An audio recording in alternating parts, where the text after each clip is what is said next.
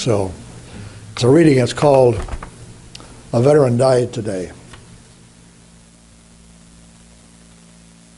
He was getting old and paunchy. His hair was falling fast. And he sat around the Legion telling stories about the past, of a war that he once fought in and the deeds that he had done. In his exploits with his buddies, they were heroes, every one.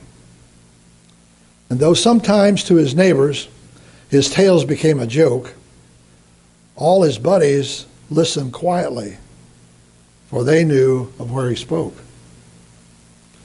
But we'll hear his tales no longer, for old Joe has passed away, and the world's a little poorer, for a veteran died today.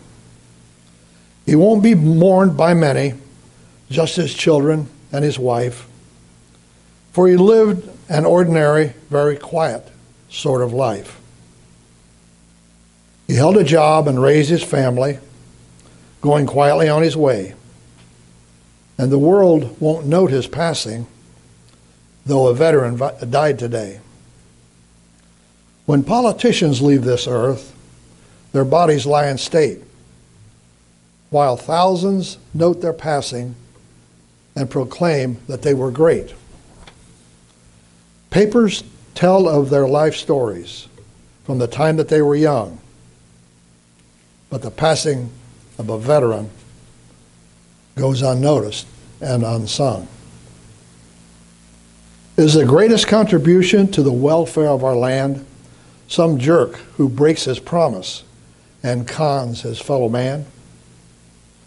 Or the ordinary fellow who in times of war and strife goes off to serve his country and offers up his life? The politician's stipend and the style in which he lives are often disproportionate to the service that he gives, while the ordinary veteran who offers up his all is paid off with a medal and perhaps a pension small.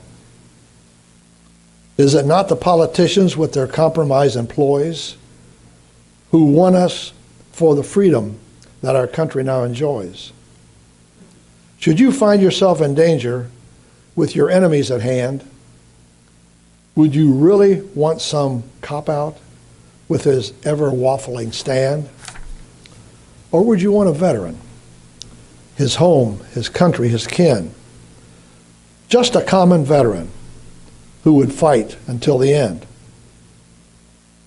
He was just a common veteran, and his ranks are growing thin, but his presence should remind us we may need his likes again. For when countries are in conflict, we find the veteran's part is to clean up all the trouble that the politicians start. If we cannot do him honor while he's here to hear our praise, then at least let's give him some homage at the ending of his days. Perhaps just a simple headline in the paper that might say, "Our country is in mourning. A veteran died today."